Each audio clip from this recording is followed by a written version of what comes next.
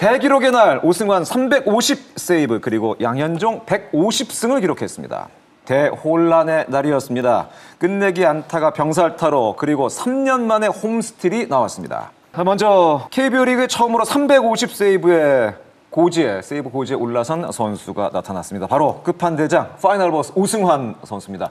350 세이브, KBO 리그에서만 350 세이브인 거죠? 그렇죠. 네, 엄청난 기록이고요. 예. 별명이 돌부처잖아요. 진짜 돌부처답게 돌부처도 있네. 꾸준히 지켰고 한국에서 350, 일본에서 80, 미국에서 42, 야. 472 세이브고요. 야. 저는 4년 전에 제가 미국 출장 갔을 때 미국 언론에서 한국의 리베라라고 이렇게 그렇죠. 애칭을 붙였던 기억이 나고, 리베라 선수가 명예전당에 최초의 만장일치로 올라갔던 선수거든요. 한국도 아마 나중에 명예전당이 생기게 되면 만장일치로 오승환 선수가 뽑히지 않을까 그렇게 생각해 봅니다. 팀에 이런 마무리 있으면 감독 입장에서는 너무 든든할 것 같아요. 확실한 마무리가 있다라는 거는 네.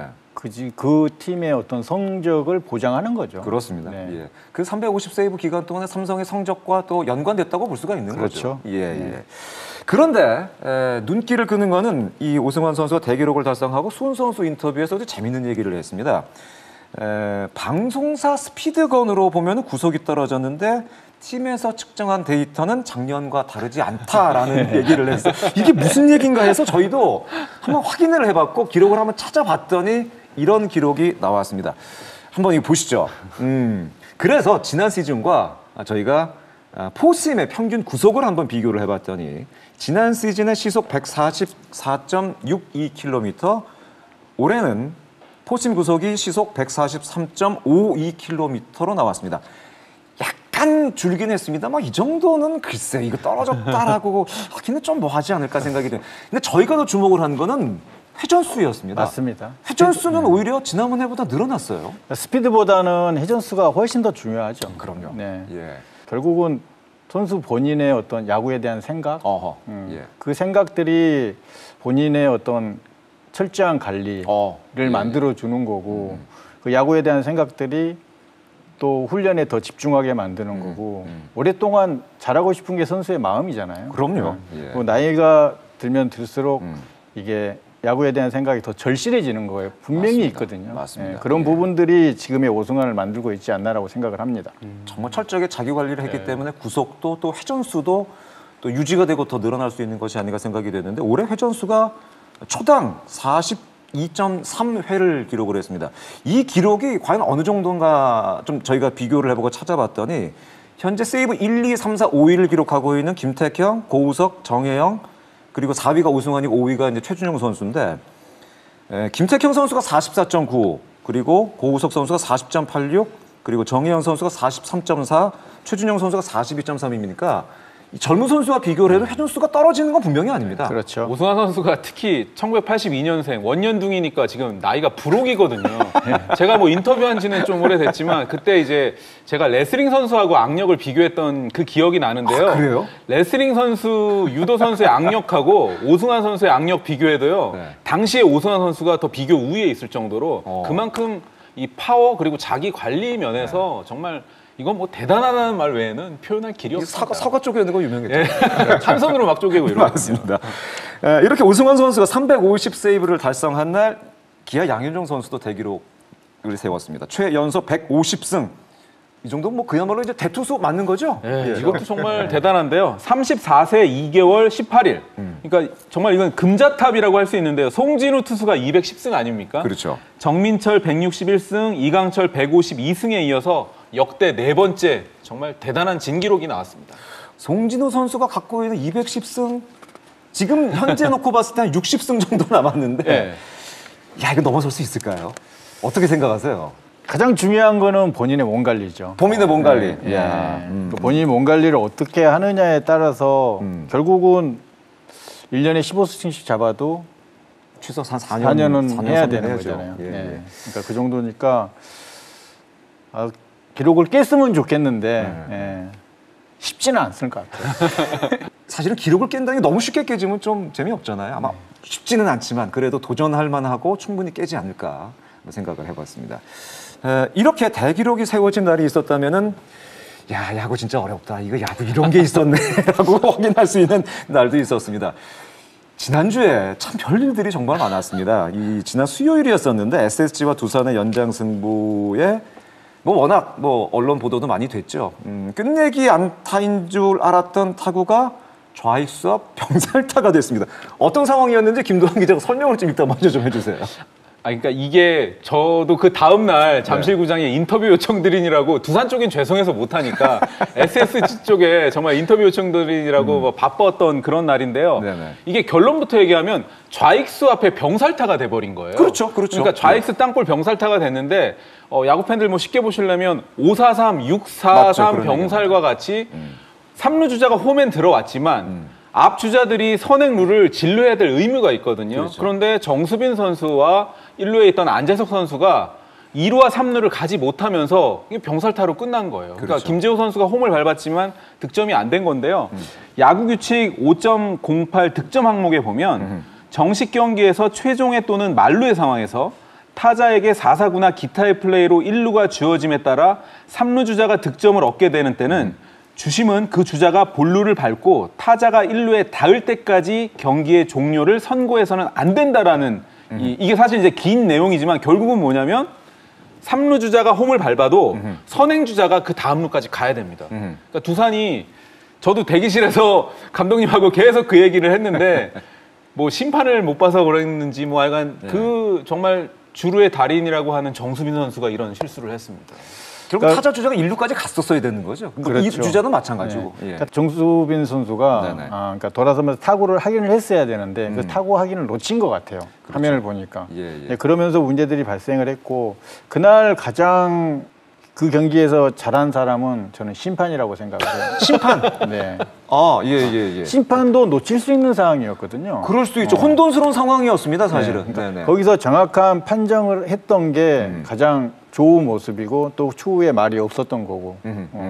예, 그 상황에서 가장 잘못을 했던 것들은 1루 주자와 2루 주자죠. 다음 베이스를 찍고 뭔가 일들을 했었어야 되는데 그러지 못한 게 그날 두산에게는 정말 아쉬운 경기죠. 이게 좀 전문적으로 포스플레이 상황에서 득점과 관련된 규정이 되겠는데 사실은 그 여자친구나 혹은 뭐 집에 있는 아내가 야구에 관한 얘기 설명 물어볼 때 포스가 뭐야라고 물어보는데 제일 사실 설명하기 어려운 게 사실 포스플레이입니다. 그러네요, 이 진짜. 포스플레이가 진짜 설명이 굉장히 어렵습니다. 이게 아니 3루 주자 먼저 들어왔는데 왜 득점 인정 안 해줘? 1루 주자는 안타잖아.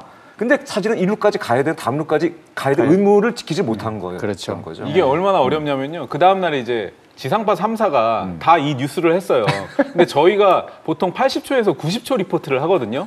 1분 30초 안에 이걸 못 담는 거예요. 설명하기 힘들어요. 왜냐하면 설명하기가 너무 힘들고 맞습니다. 사실 감독님께서는 저 심판을 칭찬하셨지만 저는 박성환 선수도 정말 칭찬하고 싶은 게 선수, 맞아요. 박성환 선수가 정수빈 선수를 태그하기 전에 만약에 2루를 찍었다고 하면 이게 리버스 런다운이 되기 때문에요. 득점이 인정이 돼요. 3루 주자 들어온 게 득점 인정. 그럼 끝나는 상황이 네, 되는 거죠. 런다운이 이루어지기 때문에. 그러니까 그런데 박성환 선수가 정확하게 크로나의 어드바이스를 받아서 정수빈 먼저 태그해서 투아웃 시키고 2루 찍어서 3아웃 시키면서 상황이 종료됐기 때문에 저는 심판도 잘했지만 플레이하는 선수 중에서는 박성환 선수도 정말 잘했다. 케빈 크론도 사실은 그 상황을 인지하고 정확하게 박성환에게 또 얘기를 해준 것도 굉장히 잘 된 부분이었습니다. 그렇죠. SSG로서는 너무 기막힌 기분 좋은 일이었고 두산 베어스 쪽에서는 정말 뭐에 홀렸던 그런 날이었어. 중요한 거는 이닝이 끝나기 전까지는 본인이 선수가 해야 될 플레이를 끝까지 해야 된다는 맞습니다. 거죠. 알겠습니다. 그 양준혁 선수 1루까지 열심히 뛰어가는 장면 얘기 참 많이 하는데 요즘 팬들이 가장 원하는 게 1루까지 열심히 뛰어가고 마지막까지 뛰어가는 거를 그거 일환이 아닐까라는 생각이 지금 들었던 것 같습니다. 두산이 이번 일을 계기로 좀 더 단단해질 수 있는 계기가 된 게 아닌가라는 그런 생각도 해봤습니다. 근데 이 비슷하지는 않지만 약간 좀 또 재밌는 장면이 이게 한 주 또 나왔어요. 집중력이 돋보이는 순간 같은 날 하나와 삼성의 경기에서 또 재밌는 장면이 나왔습니다. 다 기억하실 겁니다. 하나 투수 주현상이 3루 주자 리터치 그러니까 어필 플레이 상황이었었죠. 3루에 공을 던지는 사이에 피렐라가 홈으로 대시를 했습니다. 홈스틸이 됐죠. 결과적으로 홈스틸이 된 거죠. 이 상황에 대해서 설명 좀 다시 한번 그러니까 부탁드릴게요. 이거는 또 정수빈, 안재석과 달리 피렐라 선수가 정말 영리하고 아주 재치 있게 공격적인 주루 플레이로 주현상 선수가 3루에 어필 플레이하고 하러 던지는 사이에 그냥 뭐 쏜살같이 홈을 밟았거든요.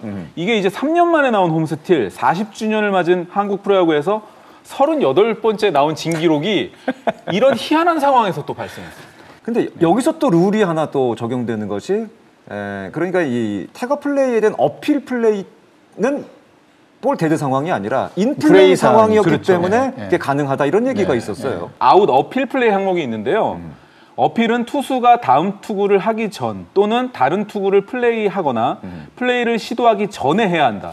그러니까 하나 주연상 투수 인플레이 들어간 상황에서 어필 플레이를 했기 때문에 피렐라의 홈스틸은 인정이 되는 상황입니다. 그러니까 야구가 너무 어렵습니다. 분명히 주심이 플레이를 했잖아요. 그렇죠. 플레이를 했고 주현상 선수는 세트를 들어갔다가 다리를 풀고 3루에 어필 플레이를 하기 위해서 던진 거잖아요. 그 상황에서 당황한 거죠, 피렐라는.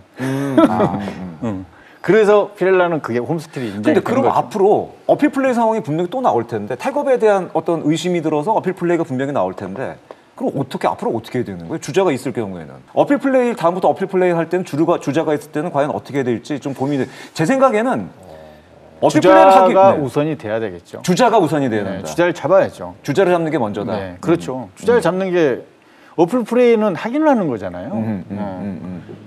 근데 앞주자를 신경 안 쓰고 어플 플레이를 한다는 거는 이거는 확인한 확률이 떨어지는 거잖아요. 그냥 우리가 확인만 하려는 건데 또 실점을 한다는 거는 말이 안 되는 거잖아요. 그렇죠. 네. 야, 근데 제가 이거 조항 읽어드렸지만 이런 경우가 저도 권성우 캐스터가 지금 말씀하셔서 좀 깨닫긴 했는데 이거를 만약에 피렐라도 맞고 어필 플레이도 되려면 사실은 홈에 던져야 되잖아요. 어쨌든 먼저 하려면 먼저 어쨌든 주자가 뛰니까. 네, 어쨌든 주자 이건 득점하고 관련된 거기 때문에 와 이거는 둘 중에 하나를 포기하려면은 저는 어필 플레이를 포기해야 되는 것 같은데요. 어필 플레이는 확실하지가 않으니까. 예. 야 이거 앞으로 똑같은 얘기인 거죠. 그렇죠, 그렇죠. 지금 영경 위원장님 네, 같은 감독님 얘기가 의견하고 저도 마찬가지로. 야, 이거 앞으로 이 어필 플레이 확인할 때도 이 어필 플레이 하기 위해서 던질 때도 사실 주현성 선수가 그날 공을 약간 좀 천천히 던졌는데 던질 때 주자가 빨리 던져야 될 것 같아요. 저는 해당 투수나 야수진들이 이 룰을 몰랐다고 저는 생각이 들거든요. 근데 며칠 전에 터크만과 비슷한 사례가 있었기 때문에 사실 그때는 저 심판들이 오심 인정을 했었죠. 비슷한 사례가 사실은 피렐라에는 적용이 사실은 된 겁니다, 이게. 예. 그때랑 상황이 아주 똑같은 상황이었는데 피렐라는 사실은 독이 된 거죠. 그러니까 하나가 억울하게 됐어요, 사실은. 그렇죠. 예. 야, 정말 지난 한 주 동안에 참 여러 일이 많이 있었고 야구가 참 이렇게 야, 이게 야구 앞으로 진짜 좀 공부도 많이 해야 되겠다 그런 생각이 들었습니다. 이게 지난주 그 경기를 보면서 끝날 때까지는 끝난 게 아니다. 이게 너무나 어떻게 보면 흔한 얘기고 다 아는 얘기 아니야? 그렇게 생각을 했는데 끝난다는 것의 의미가 뭔지 그리고 마지막까지 최선을 다해야 한다라고 강조하는 것의 그 가치의 핵심은 뭔지를 다시 한 번 더 지난 한 주가 좀 느껴지는 한 주가 아니었나 생각이 듭니다. 그 가치를 강조하면서 또 되새기면서 지난 한 주를 보냈던 한 주였습니다.